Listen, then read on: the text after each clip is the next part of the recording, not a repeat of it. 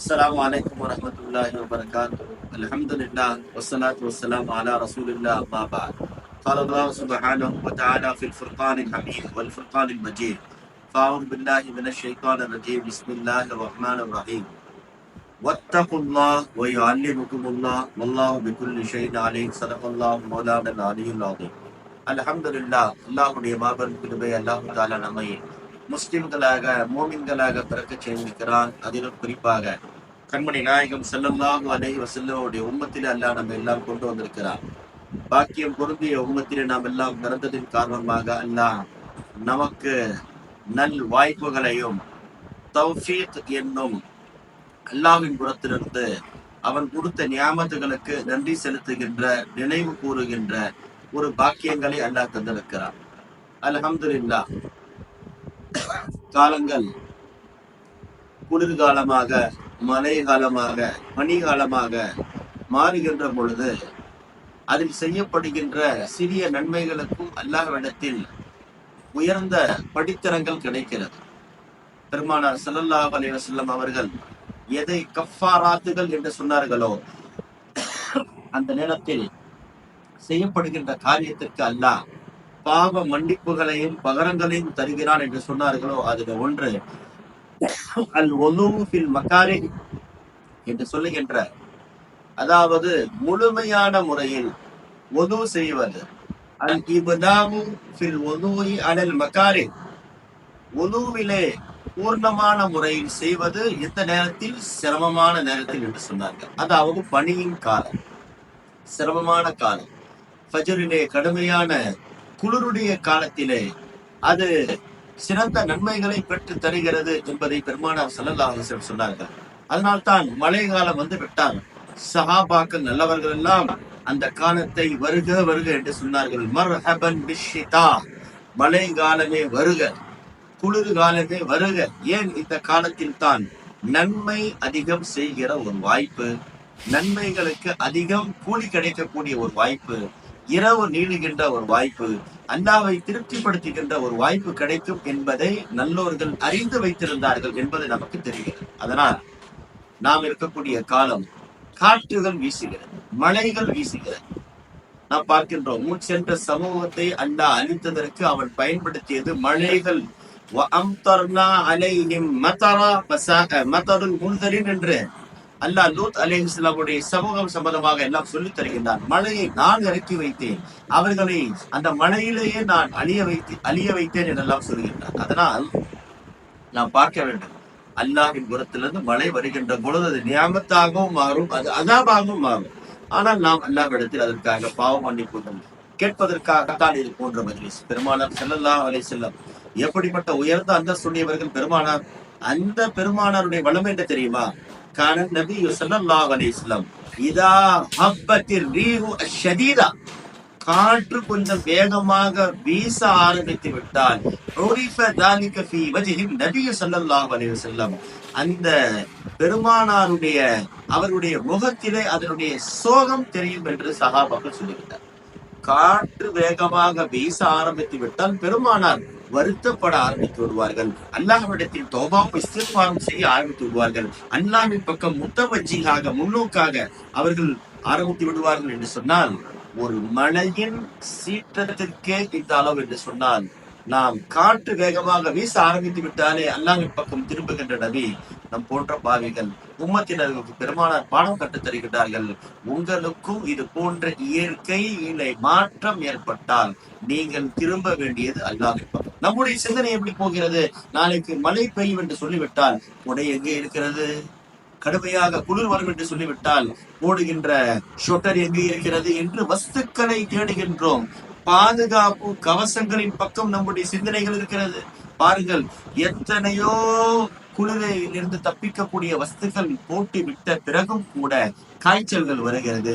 மழையிலே ஒரு மனிதன் நனையவே இல்லை, ஆனால் அவன் ஜுரத்தில் படுகின்றான், சளி பிடிக்கிறது, ஜலதோஷம் ஏற்படுகிறது. என்ன காரணம்? ஆனால் ரோட்டிலே படுத்துக் கொண்டிருக்கக்கூடிய சிலரை நாம் பார்க்கின்றோம். போர்த்துவதற்கு போர்வைகள் கிடையாது, அவர்களுக்கு தலையணைகள் கிடையாது. காதிலே நம்மை போல அவர்கள் சில வஸ்துக்களை வைக்கவில்லை, பஞ்சுகளை வைக்கவில்லை. ஆனால் அவர்கள் ஆஸ்பத்திரிக்கும் போகவில்லை. ஏன்? ஜலதோஷம் பிடிக்கவில்லை. மழையிலே தான் அவர்கள் வாழ்க்கை பயணங்கள் ஓடிக்கொண்டே இருக்கிறது. மழையில் நனைவது தான் அவருடைய வாடிக்கையாக இருக்கிறது. அதை நாம் பார்ப்பது நம்முடைய வாடிக்கையாக இருக்கிறது. ஆனால் அவர்கள் காய்ச்சல் வந்ததில்லை, தலைவலி வந்ததில்லை, ஜலதோஷம் வந்ததில்லை, சளி பிடித்ததில்லை, தொண்டைகள் கெட்டு போவது கிடையாது. என்ன காரணம்? அல்லாஹ்வின் பக்கம் அவர்கள் திரும்புகின்றார்கள். ஏன்? அவருக்கு வீடுகள் கிடையாது, வாசல்கள் கிடையாது, ஒதுங்குவதற்கு வஸ்துக்கள் கிடையாது. அல்லாஹ் இருக்கிறானே, அவனின் பக்கம் திரும்பியதன் காரணமாக அல்லாஹ் பாதுகாப்பு தருகின்றான். இங்கே வஸ்துக்களின் பக்கம் திரும்புவதன் காரணமாக மனிதர்களை அல்லாஹ் கைவிட்டு விடுகின்றான். உன்னுடைய சாதனைகளை நீயே வைத்துக்கொள் என்று அல்லாஹ் ஒதுங்கி விடுகிறான். எனவே நாம் மழை பெய்தாலும் என்ன ஏற்பட்டாலும் மாற்றங்கள் நம்முடைய சிந்தனைகளிலே முதலில் வருவது அல்லாஹ். பார்க்கின்றோம் என்று என்னங்க ரெட் அலர்ட் விட்டு விட்டார்கள், ஆரஞ்சு அலர்ட் விட்டு விட்டார்கள் என்று சொன்ன உடனே மனிதர்களுடைய சிந்தனைகள் எப்படி தெரியுமா போகிறது? அவர்கள் பேசுகின்ற பேச்சுக்கள் ஏற்கனவே ஜாகிலியத்திலே முன்னோர்கள் பேசிய பேச்சுக்களை போல பேச்சுக்கள் மாறிவிடுகிறது. முத்திர் நோய் கதா கதா, இந்த நட்சத்திரத்தின் காரணமாகத்தான், இது போன்ற சீதோஷணின் காரணமாகத்தான் மழை கொட்டுகிறது என்று ஒரு காலத்தில் பேசிக் கொண்டிருந்தார்களே, அது போன்று இன்று பேசுகின்றார்கள். தெரியுமா பேசுகின்றார்கள்? நவம்பர் வந்தால் மழை வரும், நவம்பரிலே இது ஏற்படத்தான் செய்யும், இப்படி ஆகும், இந்த இடத்தில் மழை பெய்தால் இங்கே மழை பெய்யத்தான் செய்யும், இங்கே இது மாதிரி நடந்தால் இங்கே இது ஏற்படத்தான் செய்யும் என்று வளமையாக பேசுகின்ற பேச்சுக்களை போல பேசுகின்றவர்கள் அல்லாஹ் மழையை தருகின்றான், தகுந்ததை தருகின்றான், தேவையானதை தருகின்றான். மழை அல்லாஹ் நியாமத்தாவும் ஆக்குகிறான், சோதனையாகவும் ஆக்குகிறான் என்று யாரும் அல்லாஹ்வின் பக்கம் திருப்பி பேசுவது கிடையாது என்ற ஒரு வருத்தமான செய்தியை நான் பதிவு செய்தவனாக, இன்று அறிவாளி யார், முட்டாள்கள் யார்? ஸல்லல்லாஹு அலைஹி வஸல்லம் யாரை அறிவாளி என்று சொன்னார்களோ அவர்கள் தான் அறிவாளிகள். யாரை முட்டாள்கள் என்று சொன்னாலும் அவர்கள் தான் முட்டாள்கள். யார் அறிவாளி? அல்-கையிசு மன் தான நஃப்ஸஹு வஅமில லிமா பஅதல் மௌத். இந்த மரணத்தை பற்றி பேசுவதற்கு யாரும் தயாராக இல்லை. எல்லாரும் வாழ்வதற்கு உண்டான சாதனங்களை அதிலே சிந்தனை இருக்கின்றார்கள். 20 வருஷத்துடைய கனவுகள், என் வீடு கட்ட வேண்டும் என்று நினைக்கக்கூடியவர்கள், என் பிள்ளைகள் பின்னால் எனக்கு பின்னால் சொந்தமாக கடை வைத்து நடத்த வேண்டும், அதற்காக லேண்டுகளை வாங்கி கொள்கின்றவர்கள் மறுமையின் சிந்தனை மட்டும் திரும்பி விட்டார்கள். முன்னோர்களுக்கும் நமக்கும் உள்ள வேறுபாடு என்ன தெரியுமா? நாம் வாழ ஆசைப்படுகிறோம், வாழ்வதற்கு உண்டான சாதனைகள், தயாரிப்புகளை ஏற்படுத்திக் கொண்டே இருக்கிறோம். முன்னோர்கள் அவர்கள் மரணிக்க ஆசைப்பட்டதன் காரணமாக அவருடைய சிந்தனைகளிலே உலகத்தை குறைத்துக் கொண்டார்கள், மறுமையை அவர்கள் பெருக்கிக் கொண்டார்கள். அதனால் அவர்கள் மறுமையினுடைய பயணம் லேசாகிவிட்டது. இன்னைக்கு ஒருத்தருடைய மரணத்தை நம்மால் ஏன் எடுத்துக்கொள்ள முடியவில்லை என்று சொன்னால், நாம் மௌத்தை பார்த்து பயப்படுகிறோம், வாழ ஆசைப்படுகிறோம். உண்மையிலேயே வாழ ஆசைப்படுவது யாருடைய தன்மை தெரியுமா? அது யூதர்களின் பழக்கம். இந்த உலகில் மரணத்தை விரும்பாமல் வாழ விரும்புகின்றவர்கள் அது யூதர்களின் பழக்கம். நீங்கள் யூதர்களுக்கு மாறு செய்யுங்கள். என்னங்க யூதர்கள் ஆசைப்படுவார்கள்? குர்ஆன் சொல்லி தருகிறது, யூதர்களை நபியை நீங்கள் பெறுவீர்கள் மக்களிலே வாழ்வதன் மீது பேராசைப்படுகின்றவர்கள். 100 ஆண்டுகள் வாழ்ந்துவிட்ட பிறகும் கூட, இன்பங்களை பெற்ற பிறகும் கூட, சம்பாத்தியங்களை பெருக்கிக் கொண்டே போன பிறகும் கூட, வீடுகளுக்கு மேல் வீடுகள் வாங்கிய பிறகும் கூட, சொத்துக்கள் மேல் சொத்துக்கள் சேர்த்த பிறகும் கூட, இன்னும் வாழ வேண்டும் என்ற எண்ணம் யூதர்களுக்கு இருந்ததை போல இன்று பெயர் தாங்கிய முஸ்லிம்களுக்கும் வந்துவிட்டது என்ற ஒரு கவலை நான் பதிவு செய்கிறேன். அதனால் பெருமானார் ஸல்லல்லாஹு அலைஹி வஸல்லம் யாரை சொன்னார்? அறிவாளி மௌத்திற்கு பிறகு உள்ள வாழ்க்கைக்கு தயாராகிறவர். அப்ப முட்டாள் யார்? வல் ஆஜிசு மன் இத்தபா ஹவாஹா வ தமன்னா அலல்லாஹ். முட்டாள் யார் தெரியுமா? படிக்காதவன் முட்டாள் கிடையாது இஸ்லாத்தின் படி. கை நாட்டு என்று சொல்லுகின்றவன் முட்டாள் கிடையாது இஸ்லாத்தின் படி. பள்ளிகளுக்கும் கல்லூரிகளுக்கும் போகாதவன் இஸ்லாத்தின் படி முட்டாள் கிடையாது. இன்று பெரும் பெரும் டிகிரிகளை தன் பேருக்கு பின்னால் போட்டுக் கொள்ளக்கூடியவர்கள் நாகரீகத்துடைய கலாச்சாரங்களிலே, அநாகரீகங்களிலே மோசமான பழக்கங்களை, ஷரியத்திற்கு மாற்றமான காரியங்களை செய்துவிட்டு தன்னை அறிவாளிகளாக, புத்திசாலிகளாக பேசிக் கொண்டிருக்கக்கூடியவர்கள். இவர்களை விட முட்டாள்கள் யாரும் கிடையாது. பெருமானார் ஸல்லல்லாஹு அலைஹி வஸல்லம் சொன்னார்கள், யார் தெரியுமா முட்டாள்? மன் இத்தபா ஹவாஹா கண்மூடித்தனமாக தன்னுடைய வாழ்க்கையார் அமைத்துக் கொள்கிறானோ, தன்னுடைய மனைவியை மறைக்க வேண்டியவன், தன்னுடைய பிள்ளைகளை மறைக்க வேண்டியவன், அதையெல்லாம் வெளிக்காட்டாக 4 பேர் தன்னை பாராட்ட வேண்டும் என்ற புகழ்ச்சிக்காக, சில வருமானத்திற்காக வீட்டில் நடக்கக்கூடிய நிகழ்வுகளை வெளியே காட்டுகின்றானே, இவன் தான் முட்டாள் என்றார்கள் பெருமானார். ஒத்த மன்னாரல்லா செய்ய வேண்டியதெல்லாம் செய்து கொள்கிறான், ஆனால் நம்பிக்கை வைக்கிறான். அல்லாஹ் தன்னை காப்பாற்றி விடுவான், அல்லாஹ் தன்னை மன்னித்து விடுவான். அமலே செய்வது கிடையாது, அல்லாஹ்வின் பக்கம் தொழுவதே கிடையாது. ஆனால் எண்ணம் என்னவாக இருக்கிறது? நான் ஜெயித்து விடுவேன், அல்லாஹ் மன்னித்து விடுவான், சொர்க்கத்தில் நுழைவேன் என்று ஆசைப்படுவது. துன்யாவின் ஆசைப்பட மாட்டேங்கிறான், முன்னோக்குகின்றான், ஓடுகின்றான், உழைக்கின்றான், மறுமையில் மட்டும் கனவு காணுகின்றான் என்று சொன்னால், துனியாவுடைய வீடை கனவு கண்டால் கிடைக்காது என்று சொன்னால், மறுமையினுடைய ஊடு எப்படி கனவு கண்டால் கிடைக்கும்? அதற்காக முயற்சி செய்யாத போது, துன்யாவை முயற்சி செய்யாத போது கிடைக்காது என்று சொன்னால், அற்பமான துன்யா, காபிர்களுடைய கைகளில் இருக்கக்கூடிய துன்யா, அழிந்து போகின்ற துன்யாவே அதற்காக நீ ஓடினால்தான் கிடைக்கும் என்று சொன்னால், அழியாத ஆகிரத் அதற்காக முயற்சி செய்யாமல் எப்படி கிடைக்கும் என்பதை நாம் யோசிக்க வேண்டிய கடமைப்பட்டிருக்கிறோம். அதனால் செய்கிறார் ஷாக்கிர் ரஹ்மத்துல்லாஹி அவர்கள் சொல்லுவார்கள், அமல் இல்லாமல் ஒருவன் சொர்க்கத்திற்கு போக வேண்டும் என்று ஒருவன் நினைக்கிறான் என்று சொன்னால், படகு இல்லாமல், கப்பல் இல்லாமல் கடலிலிருந்து நான் காப்பாற்றப்படுவேன் என்று நினைத்தான், இவனை விட முட்டாள் கிடையாது அது போன்று என்று சொன்னார். அதனால அமலை செய்யும். குறுகிய காலமாக இருக்கிறது, மரணங்கள் நமக்கு கண்ணுக்கு முன்னால் வந்து கொண்டே இருக்கிறது. ஒவ்வொரு நாளும் நாம் பார்த்து கொண்டே இருக்கிறோம், இவர் மரணித்து விட்டார், இவர் மரணித்து விட்டார் என்ற செய்தி, மரண செய்தி, இறப்பு செய்தி, இரங்கலுடைய செய்திகள் வந்து கொண்டே இருக்கிறது என்பதை நான் நினைவுபடுத்துகின்ற கடமைப்பட்டிருக்கிறேன். எனவே அமலே செய்யாமல் அல்லாஹ் என்னை காப்பாற்றி விடான் என்று நினைக்காதீர்கள். இதை விட முட்டாள் யாரும் கிடையாது. பெருமானார் ஸல்லல்லாஹு அலைஹி வஸல்லம் சொல்லிக் கொடுத்தார்கள், எல்லா அமல்களையும் செய்துவிட்டு என்னை விட மிகப்பெரிய பாவி யாரும் கிடையாது என்று நினைத்தார்கள் உத்தமர்கள் சஹாபாக்கள். எல்லாத்தையும் செய்து விட்டார்கள், ஆனாலும் நாளை நரகத்தில் ஒருவன் போவார் என்றால் அது நானாக இருப்பேன் என்று சொன்னார்கள் உமருக்கு கத்தாப் ரலியல்லாஹு அன்ஹு. இதுதான். அதனால் நான் ஒரு ஹதீஸை நினைவுபடுத்த ஆசைப்படுகிறேன். பெருமானார் சொன்னார்கள், அஹலுல் மஅரூஃபி ஃபித் துன்யா ஹும் அஹலுல் மஅரூஃபி ஃபில் ஆகிரா. என்ன ஹதீஸை பெருமானார் சொல்லிவிட்டார்கள் பாருங்க, எவ்வளவு தெளிவான ஹதீஸ் இது. உலகில் நன்மைகளை கொண்டு அறியப்பட்டவர்கள் தான் சொர்க்கத்தில் அடையாளம் காணப்படுவார்கள், அவர்கள் தான் சொர்க்கத்தில் நுழைகின்ற தகுதியை பெறுவார்கள் என்றார்கள் பெருமானார் ஸல்லல்லாஹு அலைஹி வஸல்லம். என்ன அர்த்தம்?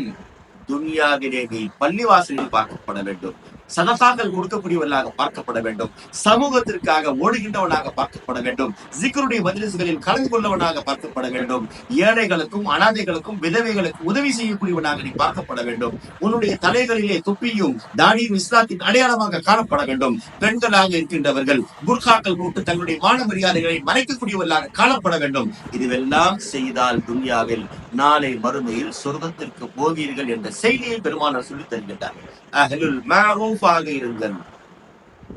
ஒரு புர்கா இந்த உலகில் தெரிந்துவிட்டால் அந்த மாளிகையில ஈஸியாக நுழைந்து விடலாம். ஏங்க, எனக்கு தெரிந்தவருங்க, எனக்கு அவர் பழக்கமானவர்கள் என்று சொல்லிவிட்டால், மஸ்ஜிதுகளுக்கு அடிக்கடி போகின்றவர்களே நீங்கள் அல்லாஹ்வுடைய கண்களிலே வந்து விட்டீர்கள், நீங்கள் அடிக்கடி குர்ஆனை ஓதுகின்றவர்களே நீங்கள் அல்லாஹ்வுடைய பார்வையில் வந்து விட்டீர்கள், சுன்னத்தை பின்பற்றுகின்றவர்களே நீங்கள் நபியினுடைய பார்வையில் வந்து விட்டீர்கள், அடிக்கடி ஸலவாத் ஓதுகின்றவர்களே நீங்கள் நபியினுடைய பார்வையில் வந்து விட்டீர்கள். உங்களுடைய கைகளை தஸ்பீஹை கொண்டு அலங்கரியுங்கள், உங்களுடைய கைகளை ஸலவாத் ஓதுகின்ற மிஷின்களை கொண்டு அலங்கரியுங்கள், உங்களுடைய உதடுகளை ஸலவாத் ஓதுவதை கொண்டு நீங்கள் கண்ணியப்படுத்துங்கள். நீங்கள் நபியினுடைய பார்வையில் காணப்படுவீர்கள், அடையாளமிடப்படுவீர்கள். நாளை மறுமையிலே நபி உங்களை அடையாளம் கண்டு சொர்க்கத்தில் நுழைய வைப்பார்கள் என்ற ஒரு செய்தி இந்த ஹதீஸில் பதிவிருக்கிறது. என்ன அர்த்தம்? ஒருவனை உலகில் தெரியாத போது, இதுவரை நான் இவரை பார்த்ததே கிடையாது என்று சொல்லுகின்றவர்கள், நாளை மறுமையில் என்ன நிச்சயம் இருக்கிறது? அல்லாஹ் பள்ளிவாசலுக்கு நாம் தொழுக போகவே இல்லை, இமாமுக்கே நமக்கு தெரியல, இவர் எத்தனை வருஷமா இந்த மஹல்லால இருக்கிறாரு கேட்டால் இமாம் சொல்லுகிறார், நிக்காவில் தான் முதலில் இவரை நான் பார்க்கிறேன், 20 வருஷமா இந்த ஏரியால தான் இருந்திருக்கிறாரு, தெரியவே இல்லை என்று சொல்லுகிறார். பள்ளிவாசல் முத்தவள்ளி தெரியவில்லை என்று சொல்லுகிறார், நிர்வாகிகள் தெரியவில்லை என்று சொல்லுகிறார்கள், மஹல்லாவாசிகள் தெரியவில்லை என்று சொன்னார்கள். என்னங்க, எப்படிங்க தெரியும்? சலாம் திரும்பும் போது முதல் சலாமினை வலது பக்கம் பார்க்க வேண்டுமே, தெரியவில்லையே, இடது பக்கம் திரும்பும் போதும் தெரியவில்லையே, எங்கே தெரிவார்? இவர்தான் அங்கே தெரிகின்றாரே, அவர்தான் திருமண வைபவங்களில் தெரிகின்றாரே, இவர்தான் அசிங்கமான காரியத்தில் தெரிகின்றாரே, இவர்தான் மக்கள் கூடுகின்ற இடங்களிலே, மாநாடுகளிலே, அரசியல் கூட்டங்களிலே தெரிகின்றாரே, பள்ளிவாசல் எங்கே தெரிய போகின்றார் என்ற நீங்கள் பள்ளிவாசலில் ஒருவரை கண்டால் நீங்கள் சாட்சி சொல்லுங்கள், அவர் மூமின் என்று பெருமானார் சொன்னார்களே. நமக்கும் பள்ளிவாசலுக்கும் தொடர்பு இருக்க வேண்டும், நமக்கும் குர்ஆனுக்கு மத்தியில் தொடர்பு இருக்க வேண்டும், நமக்கும் சுன்னத்துக்கு மத்தியில் தொடர்பு இருக்க வேண்டும், நமக்கும் ஷரியத்துக்கு மத்தியில் தொடர்பு இருந்தால் பெருமானார் சொன்ன ஒரு வாக்குறுதி, அஹ்லுல் மஅரூஃபி ஃபித் துன்யா ஹும் அஹ்லுல் மஅரூஃபி ஃபில் ஆகிரா, மறுமையில் நீங்கள் கண்டு கொள்ளப்படுவீர்கள். நல்ல ஒரு செய்தியை நான் பதிவு செய்யும். உங்களுக்கு தெரிந்தவருக்கு தான் ஒருவர் கல்யாண பத்திரிகை கொடுப்பார். ஏங்க, இவர் என்னோடு பழக்கப்பட்டவர், அடிக்கடி இவரை பார்க்கிறேன், இவருக்கு கல்யாண பத்திரிகை கொடுக்காமல் இருக்கிறது எனக்கு வெட்கமாக இருக்கிறது. எத்தனை தடவை இவரை பார்த்து நான் பேசியிருக்கிறேன், எத்தனை தடவை இவரோடு சாப்பிட்டு இருக்கிறேன். இப்படிப்பட்டவருக்கு கல்யாண பத்திரிகை கொடுக்காமல் இருப்பதா?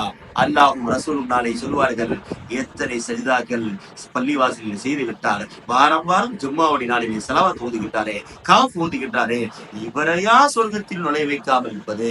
இவர் என் பெயரை கேட்டால் கொஞ்சுவாரே, என் பெயரை கேட்டு விட்டால் ஆனந்த கண்ணீர் விடுவாரே, இவரா என் சுன்னத் என்று தெரிந்து விட்டால் வாழ்நாளிலே பின்பற்றினாரே, இவரையா நான் சொர்க்கத்தில் நுழை வைக்காமல் இருப்பது என்று அல்லாஹ்வும் ரசூலும் நினைப்பார்கள் என்று சொன்னார். இதுதான் இந்த வருடத்துக்குரிய செய்தியை நான் இங்கே பதிவு செய்கின்றேன். பெருமானார் சொன்ன செய்திகள் இன்று கண்கொண்டு பார்த்துக் கொண்டிருக்கிறோம். சொன்னாங்க, சயாதி அலன் நாசி ஸமான், இந்த கியாமத்துடைய கடைசி காலத்தில் ஒரு காலம் வரும், லா யப்கா மினல் குர்ஆன் இல்லா ரஸ்முஹு, குர்ஆன் பெயர் அளவில் என்னங்க ஒரு நல்ல காரியமா குர்ஆனை ஓதுங்கள் என்று பார்த்துட்டோம். கடை திறப்பு விழா குர்ஆன், இறந்து போய்விட்டால் குர்ஆன், நிக்காஹுக்கு குர்ஆன், தேவைப்படுகின்ற இடத்திற்கு மட்டும் குர்ஆன் சடங்கு சம்பிரதாயத்திற்காக ஓதப்படுகிறது, திரும்ப எடுத்து வைக்கப்படுகிறது. இதற்கு பிறகு எனக்கு உனக்கு சம்பந்தம் கிடையாது. வலாகிடன் இஸ்லாம் இல்லா ரஸ்முஹு, பாங்கு சொல்லப்படுகிறது சடங்கு என்ற அடிப்படையில். எத்தனை பேர் தொழுகை வந்தார்கள்? குர்ஆன் சொல்லுகிறது, யா கௌமனா அஜீபு தாஇயல்லாஹ், அல்லாஹ் சொல்லுகிறான், கலிப்பார் அல்லாஹ்வின் புறத்தில் அந்த அழைப்பாளர்கள் வந்தால் நீங்கள் பதில் கொடுங்கள். அவர் அழைப்பாளர் கிடையாது, நான் அழைக்கிறேன் என்று நினைத்துக் கொள்ளுங்கள். ஒவ்வொரு முஅத்தினும் அவருடைய வீட்டிற்கு அழைக்கவில்லை, அல்லாஹ்வுடைய வீட்டின் பக்கம் அழைக்கிறார். முஅத்தினரே அழைக்கவில்லை, அல்லாஹ் தான் அழைக்கிறார். வீட்டுக்காரன் தான் வீட்டின் பக்கம் அழைக்கவில்லை. அதனால்தான் திருமண வைகத்திலே கடைசியில பத்திரிகையிலே போடப்பட்டிருக்கிறது, அழைப்பின் மகிழ்வில் என்று கீழே ஒருவருடைய பேர் போட்டிருக்கிறது. யார் வேண்டுமானாலும் பத்திரிகை கொடுக்கலாம், ஆனால் உண்மையிலே பத்திரிகை கொடுக்கக்கூடிய யார் தெரியுமா? அழைப்பின் மகிழ்வில் என்று யாருடைய பேர் போடப்பட்டிருக்கிறது அவர் தான். மோதினார் யார் வேண்டுமானாலும் அழைப்பு கொடுக்கலாம், வீடு அல்லாஹ்வுடைய கொடுக்கக்கூடியது, அல்லாஹ் தான் கொடுக்க வேண்டும். அதனால் பெருமானார் சொன்ன செய்தி என்னங்க, எப்படிப்பட்ட காலம்? பெருமானார் சொன்னார்கள், மசாஜிதுஹும் ஆமிரத்துன், பள்ளிவாசல் உயர்ந்து காணப்படும். என்னங்க, ஈஷா போறதற்கு பள்ளிவாசல் வேண்டும். எதுக்குங்க பள்ளிவாசல் தேவைப்படுகிறது? எங்களுடைய சுய தேவைகளை பூர்த்தி செய்வதற்கு, நாங்கள் ஓய்வெடுவதற்கு பள்ளிவாசல், தொழுவதற்கு, குர்ஆன் ஓதுவதற்கு பள்ளிவாசல்கள் கிடையாதா? ஸல்லல்லாஹு அலைஹி வஸல்லம் சொன்னார்கள், ஹராபும் மினல் ஹுதா, பார்ப்பதற்கு உயர்ந்த கட்டிடமாக இருக்கலாம், நேர்வழிக்கும் பள்ளிவாசல் சம்பந்தம் கிடையாது. பேசுகின்ற பேச்சாளர்களே, உலமாக்களே, இமாம்களே, உங்கள் வெள்ளி மேடைகளை, பயான்களை அலங்கரியுங்கள். உலகத்தின் விஷயத்தை கொண்டு கிடையாது, தக்வாவை கொண்டு அலங்கரியுங்கள். ஒரு முசல்லியாவது நீங்கள் மாற்றுவதற்கு முயற்சி செய்யுங்கள். ஒரு பாவம் செய்யக்கூடியவனை பாவத்திலிருந்து தடுக்க முயற்சி செய்யுங்கள். வட்டி வாங்கியவனை வட்டியிலிருந்து பரிசுத்தப்படுத்துங்கள். வியாபாரத்திலே மோசடி செய்யக்கூடியவனை வியாபாரத்துடைய மோசடியிலிருந்து காப்பாற்றுங்கள். இமாம்களே, உங்களுடைய பொறுப்பு. நீங்கள் நின்று கொண்டு பயான் செய்கின்ற அந்த மிம்பர்கள், மெஹ்ராப்கள் இருக்கிறது, அது உங்களுக்கு சொந்தமானது கிடையாது, உங்களுடைய வீட்டு கசானா கிடையாது, பெருமானாருடைய வராசத்தின் சொத்து.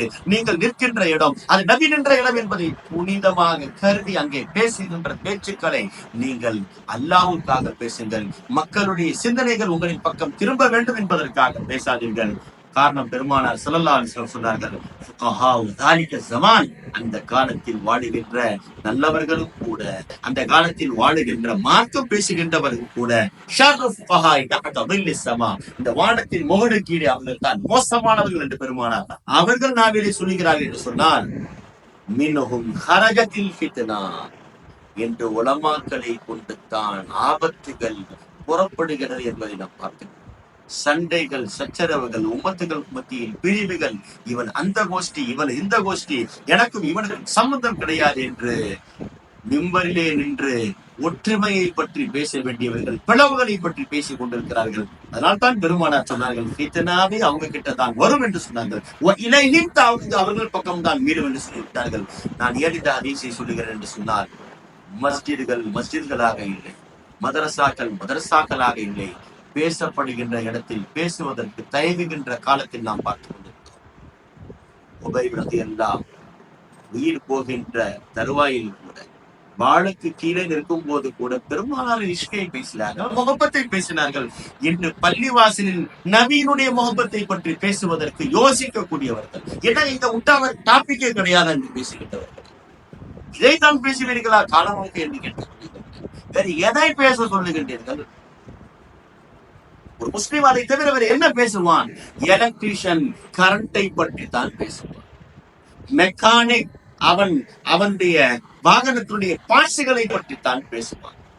அதைத்தான் பேசியாக வேண்டும். இன்ஜினியர் கண்டிப்பாக பில்டிங்கை பற்றி தான் பேசுவான். அதனால் ஒரு டிரைவிங் வண்டி ஓட்டுகின்றவன் டிரைவர் வாகனத்தை பற்றி தான் பேசுவான். அவன் அதை பற்றித்தான் பேச ஆக வேண்டும். முஸ்லிம் ரசூலுல்லாஹை பற்றி பேச, அவர் யாரை பற்றி பேச சொல்லுகின்றீர்கள்? இன்று இருக்கக்கூடிய அமைப்புகள் இன்று தன்னுடைய வழிகாட்டிகளை பற்றி பேசி ரசூலுல்லாஹை மறந்து விட்டார்கள், சஹாபாக்களை மறந்து விட்டார்கள். இன்று ஒவ்வொரு முஸ்லிமும் தனக்கு மேலே இருக்கக்கூடிய தலைவர்களை பற்றி பேசுகின்றவர்கள் ரசூலுல்லாஹை மறந்து விட்டார்களே. உன் தலைவர் உனக்கு பெரியதாக தெரிகிறது, நபிமார்களின் தலைவர் உன் கண்ணுக்கு தெரியவில்லையா? அந்த தலைவர்களும் தன்னை பற்றி பேசினால் சந்தோஷப்படுகின்றவர்களே, முகமது ரசூலுல்லாஹை பற்றி பேசினால் உங்களுக்கு அது கேட்பதற்கு தயங்குகிறதா? யோசிப்பார். எப்படிப்பட்ட காலம்! தன்னுடைய புகழ்ச்சியை விரும்புகின்றவர்கள் கியாமத்துடைய அடையாளம் என்பதை மறந்து விடாதீர்கள்.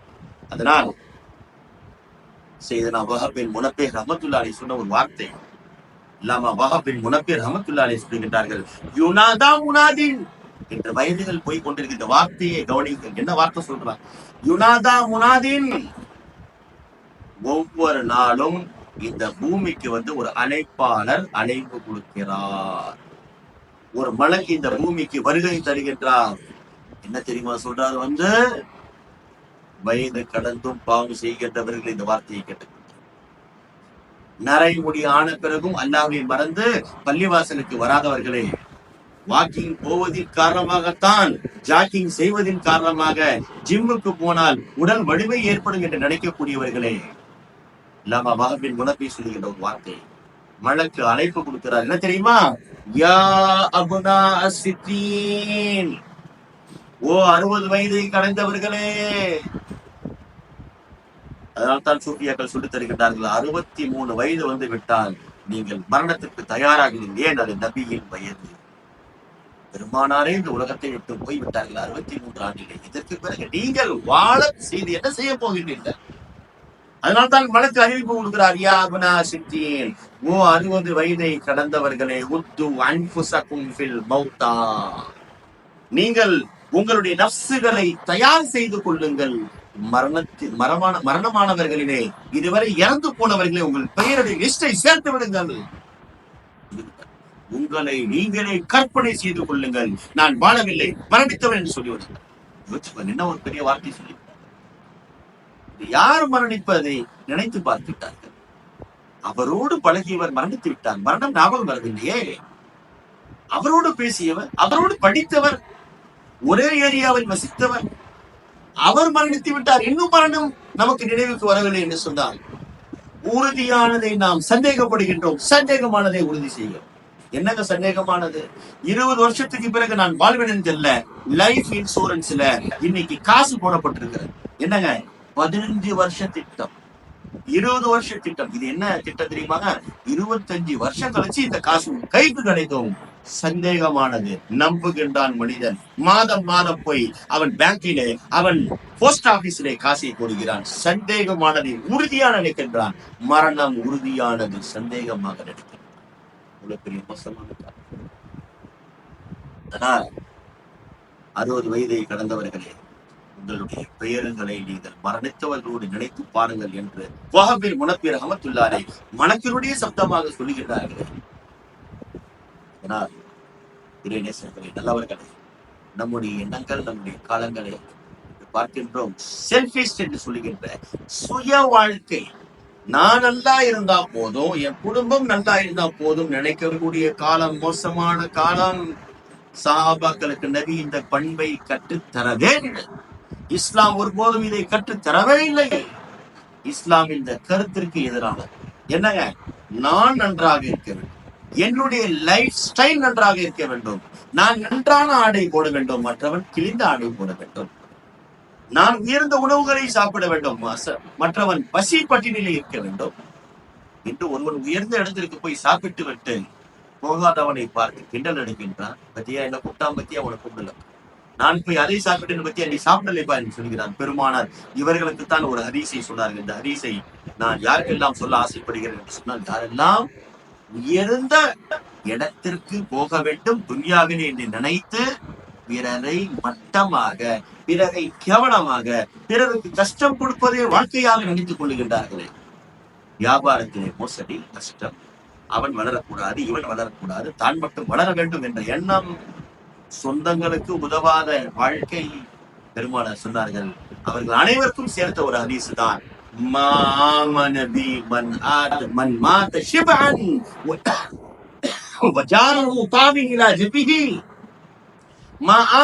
அவன் என்னை ஏற்றுக்கொள்ளவே கிடையாது. நபி சொல்லுகிறார், மன் மாத ஷிபன், இந்த துன்யாவை விட்டு போகின்றான், வீடுகள், வாசல்கள், சொத்துகள், பேங்குகள், பேலன்ஸ்கள் எல்லாம் இருக்கிறது, வயிறு நிரம்பி விட்டு போகின்றான், பணக்காரனாக போகின்றான், உயர்ந்த செல்வங்களை ஈட்டு போகின்றான், ஆனால் அவனுடைய பக்கத்து வீட்டுக்காரனோ பசியிலே சுருண்டு போய் கிடக்கின்றான்.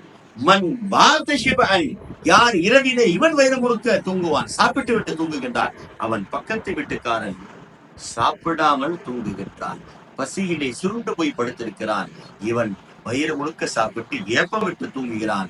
நபி சொல்லுகின்றார்கள், இவன் மூங்கில் கிடையாது, இவன் என் மேல் களிமா சொல்லவில்லை என்று பெருமானார் சொல்லுகிறார்கள் என்று சொன்னார்.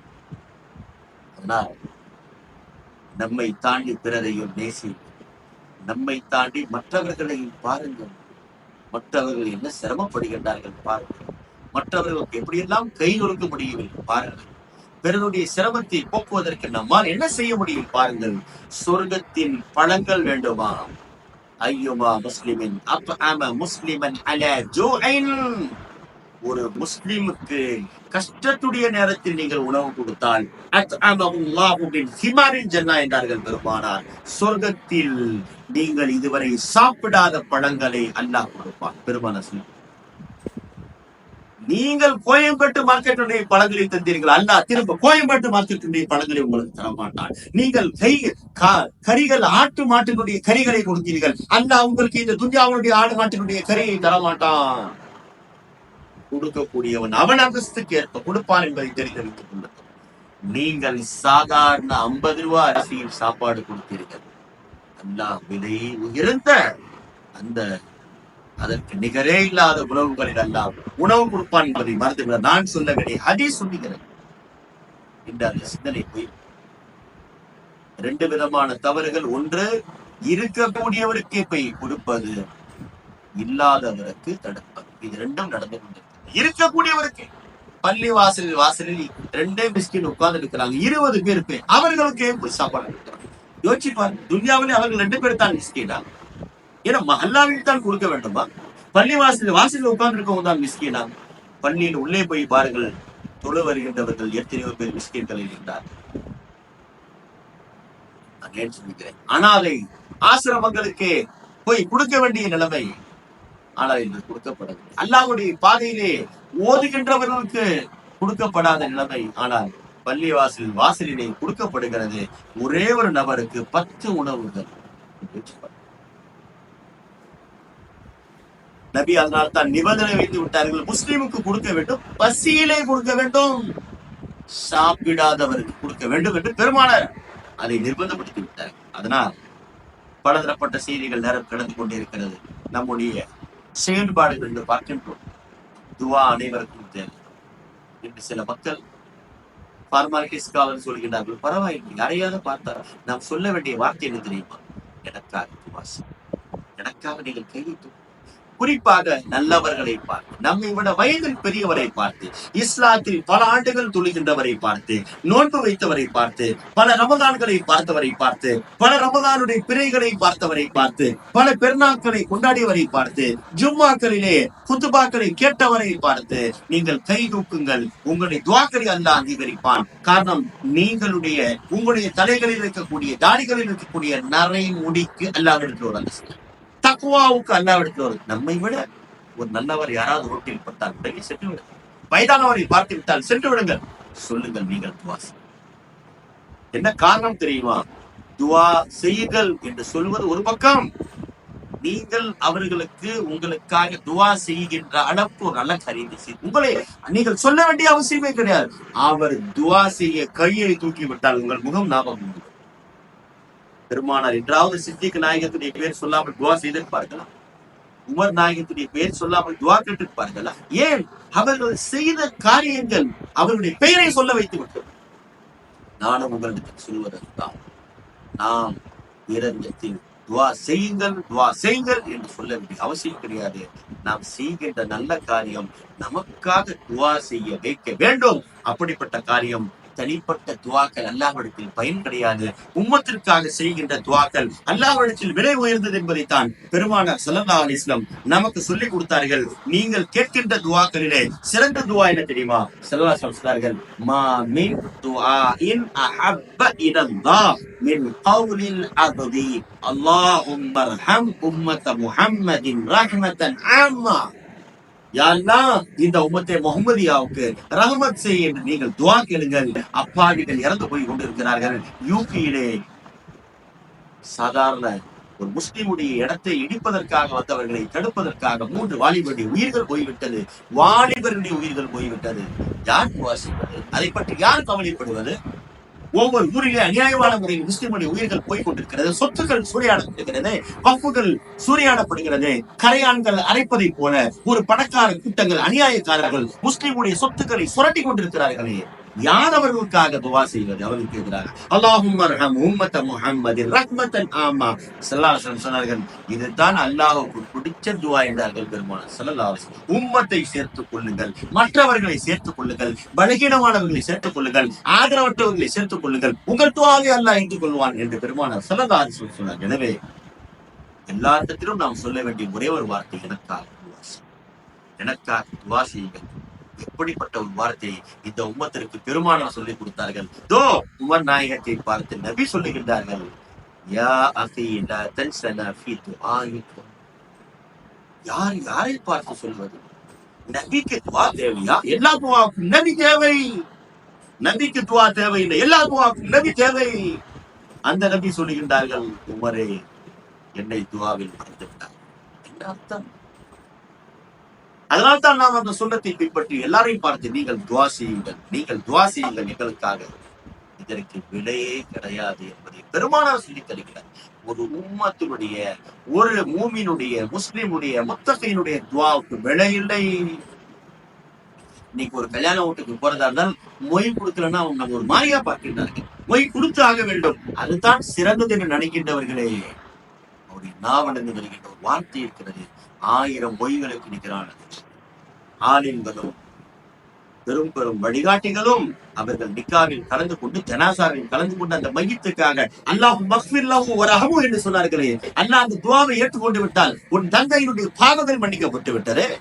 அல்லாஹும்ம அலிஃப் பைனஹுமா என்று சொல்லி ஒரு நிக்காவிலே ஒரு நல்லவர் ஒரு சீதேவி துஆ செய்து விட்டால் அந்த பிள்ளைகளுடைய வாழ்க்கை நன்றாக இருக்குமே. ஏன்? சீக்கிரம் சேர்ந்து சீக்கிரம் பிரிகின்ற காலத்தில் வாழ்ந்து கொண்டிருக்கிறோம். சேருவதில் இருக்கக்கூடிய ஆர்வத்தை விட பிரிவதில் இருக்கக்கூடிய ஆர்வங்கள் இன்று அதிகமாகிவிட்டது. அப்படிப்பட்ட காலத்தில் வாழ்ந்து கொண்டிருக்கிறோம். நிக்கா ஏற்படுகின்ற தப்தர்களின் எண்ணிக்கையை விட தலாக் ஏற்படுகின்ற தப்தர்கள் எண்ணிக்கை அதிகமாகிவிட்டது. கபில் தூ என்று சொல்லுகின்ற வார்த்தையை விட கண்டஸ்து என்று சொல்லுகின்ற வார்த்தை அதிகமாகிவிட்டது.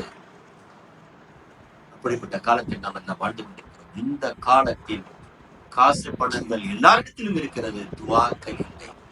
யாருங்க மனதார துவா செய்ய காத்திருக்கிறார்? யார் செய்கின்றார்கள் துவா?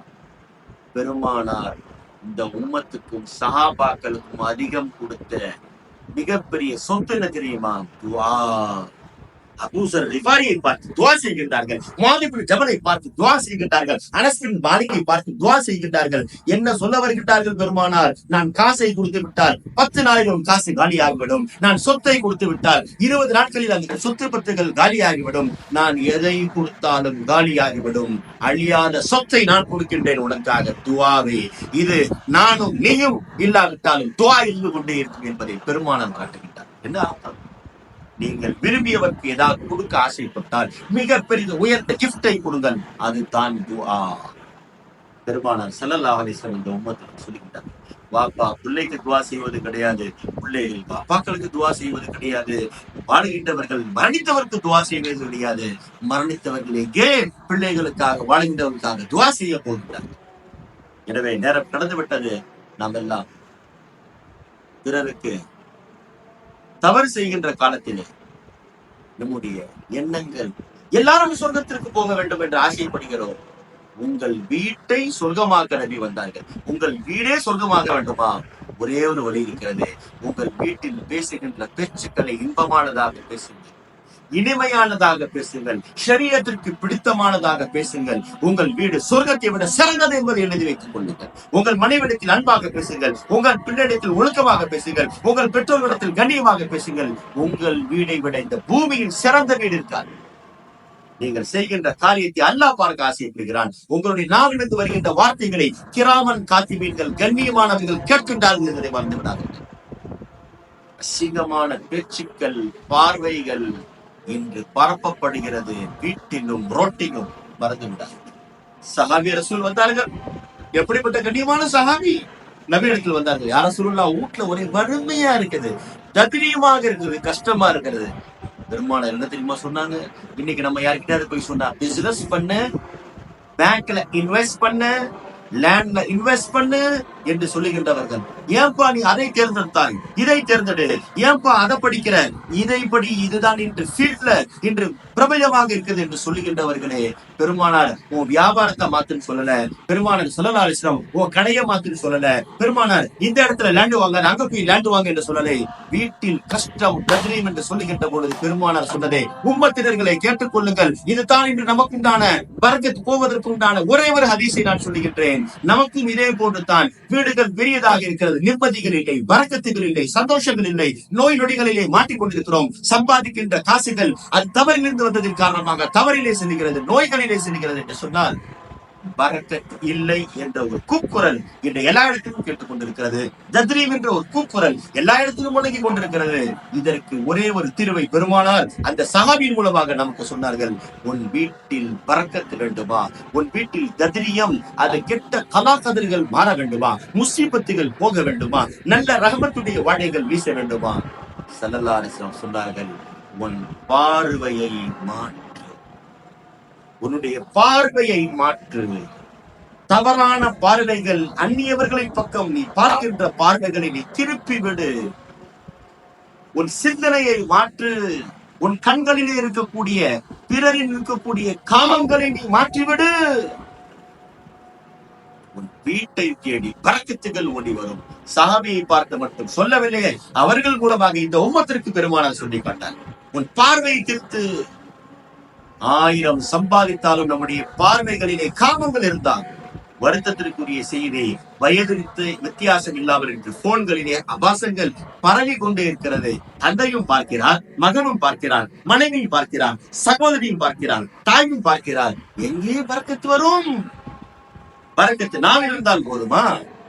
நாம் கேட்கின்ற அந்த துவாவை தாண்டி நம் கண்களிலே பரக்கத் இருக்க வேண்டும். அது நன்றான காரியத்தை பார்த்தால் கிடைக்கக்கூடியது எல்லாம் நன்றாக இருக்கும். பெருமானார் சொன்னோம் பார்த்தார். அதனால் நம்முடைய பார்வைகளை சரி செய்கிறேன். அசிங்கமான காட்சிகளை பார்ப்பது இலகுவாகிவிட்டது. அதெல்லாம் பாவமாக இல்லை என்று கருதப்படுகின்ற காலம். என்னங்க நான் பார்க்கதானங்க செஞ்சேன், அவன் செய்யவே செய்து விட்டான் என்று சொல்லுகின்ற காலத்திலே நாம் எல்லாம் வாழ்ந்து கொண்டிருக்கிறோம். அதனால் பெருமானார் ஸல்லல்லாஹு அலைஹி வஸல்லம் ஒரே ஒரு செய்தி நினைவுபடுத்த ஆசைப்படுகிறேன். எல்லா பாவத்தையும் பாவத்தை மட்டும் செய்யாதே என்று சொன்ன அல்லாஹ், லா தஅகுலு ரிபா, வட்டியை சாப்பிட்டு விடாதே, சாராயத்தை குடித்து விடாதே என்று சொன்ன அல்லாஹ் எல்லாத்திற்கும் அந்த பாவத்தை செய்யாதே, பாவத்தை செய்யாதே, பாவத்தை செய்யாதே என்று சொன்ன அல்லாஹ் பொய் பேசாதே, கோபம் கொள்ளாதே, கீபத் பேசாதே, லா யக்தப் பாதுக்கும் லிபா, லா தஜஸ்ஸசு, பிறருடைய குறைகளை தேடி தேடி ஆய்வு செய்யாதே என்று 2 பேருக்கு மத்தியில் தலாக் வந்து விட்டது. அவர்கள் பிரிந்து விட்டார்கள். பேசுகின்றவர்கள் காது மூக்கு வைத்து விட்டு அவர் அப்படி இவர் இப்படி, காசு வந்து விட்டால் நல்லவனும் கெட்டவனாகி விடுவான், புகழுக்கு வந்து விட்டால் யார்தான் வழிக்கு கீழே விழமாட்டான் என்றெல்லாம் பேசுகின்றவர்களே, நம்முடைய வீட்டின் குறைகளை பேசினால் நம்மின் நிலை என்னவா? எல்லாத்தையும் செய்யாதே செய்யாதே என்று சொன்னால் ஒரே ஒரு பாவத்தின் பக்கம் மட்டும் செய்யாதே என்று சொல்லவில்லை, அதன் பக்கம் நெருங்கி கூட விடாதே.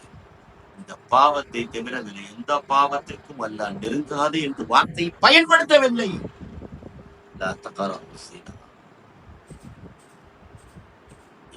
செய்யாதே என்று சொல்லாத அல்லாஹ் சினாவின் பக்கம் தப்பி தவறி கூட போய்விடாது என்று சொல்லுகிறார் என்று சொன்னார். அல்லாஹுக்கு தெரியும் இந்த மனிதர்கள் பெண்கள் விஷயத்தில் படகீழமானார். அதனால் இன்று கல்லூரிகளிலே ஆங்காங்கே தன் வீட்டில் நடக்கக்கூடிய நிகழ்வுகளை ரொம்ப வருத்தத்திற்குரிய செய்தி. முஸ்லிம் பெயர் தாங்கிய பெண்கள் ஆண்கள் தங்கள் வீட்டில் நடக்கக்கூடிய நிச்சயதார்த்தங்கள், திருமணங்கள், வீட்டில் நடக்கக்கூடிய பேர் வைப்பு விழாக்கள் ஆங்காங்கே பெண்கள் சுற்றி இருக்கிறார்கள். அதை லட்சக்கணக்கான மக்கள் பார்ப்பதற்கு அதை வீடியோவில் பதிவு செய்கிறார்கள் என்று சொன்னார். யோசிப்பார், எவ்வளவு பெரிய மோசமான ரொம்ப மோசமான காலத்தில் நாம் எல்லாம் வாழ்ந்து கொண்டிருக்கிறோம். இது போன்ற தௌபாவுடைய மஜ்லிஸ்கள் தான் நமக்கு பாதுகாப்பாக இருக்கிறது. இல்லை என்று சொன்னால் நாம் செய்கின்ற பாவங்களுக்கு அல்லாஹ் என்றோ நாம் யாருக்கும் அநீதம் அளிக்க கூடாது. நாம் நல்ல நிலையில் இருப்பதை பார்த்து பாவம் செய்து விட்ட பிறகும் கூட அல்லாஹ் என்னை கண்டு கொள்ளவில்லை என்று நினைத்து விடாதீர்கள். குர்ஆனுடைய வசனம்,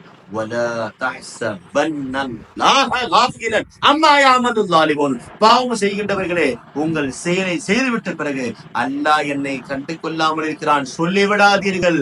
பிடிக்க வேண்டிய நேரத்தில் பிடிப்பான், பிடிக்க வேண்டிய நேரத்தில் பிடிப்பான், கண்டிக்க வேண்டிய நேரத்தில் கண்டிப்பான், தப்பிக்க முடியாது என்பதை தெரிந்து கொள்ளுங்கள். அதனால் பாவம் செய்கின்ற பொழுது முன்னாலே வந்து பிடித்தால் தப்பித்து போவதற்கு வாய்ப்பு இருக்கிறது, பின்னால் வந்து பிடித்தால் தப்பிக்கவே முடியாது. அதனால் உஷாராக இருந்து கொள்ளுங்கள். பாவம் செய்து விட்ட பிறகு நன்றாகத்தான் இருக்கிறேன், கைகள் நடக்கிறது, கண்கள் பார்க்கிறது, எதுவும் ஆகவில்லையே என்று நினைத்தால் நம்மை விட பெரிய முட்டாள்கள் யாரும் கிடையாது என்று குர்ஆனுடைய வசனங்கள் சொல்லித் தருகிறது. ஒரே ஒரு செய்தியை நான் நினைவுபடுத்த ஆசைப்படுகிறேன்.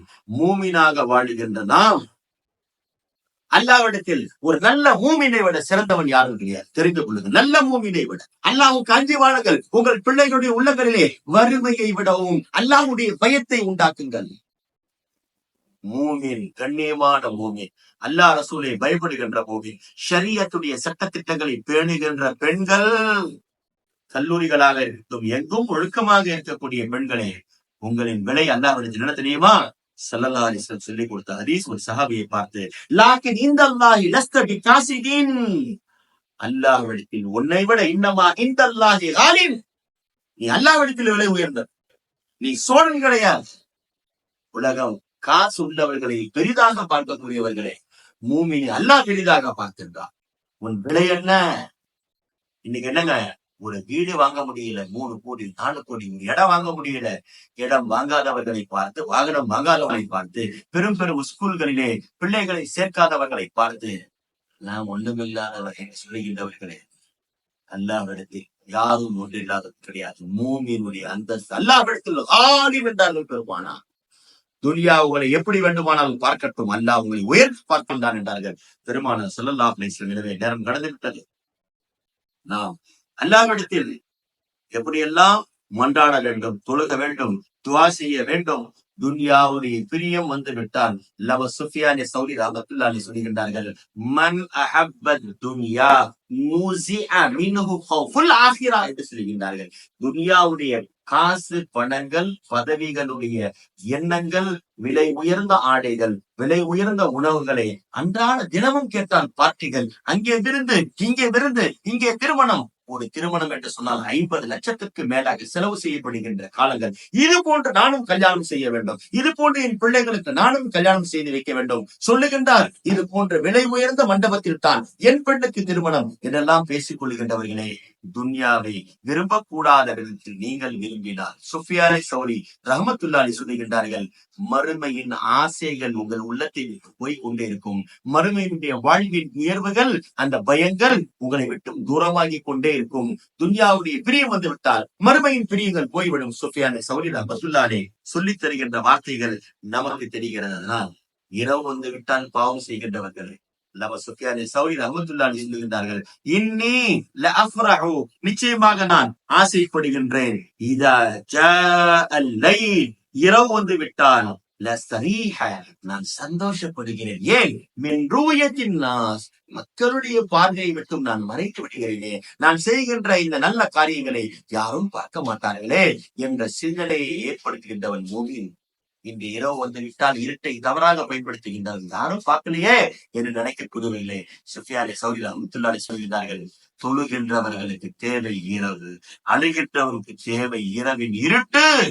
இரவின் இருட்டிலே போர்வை பொருத்தி விட்டு அல்லாஹ்வுக்காக ஒரு நிமிடம் அழுது பாருங்கள். உங்கள் பாவத்தை நினைத்து அழுது பாருங்கள். உங்கள் பாவத்தை நினைத்து அழுது பாருங்கள்.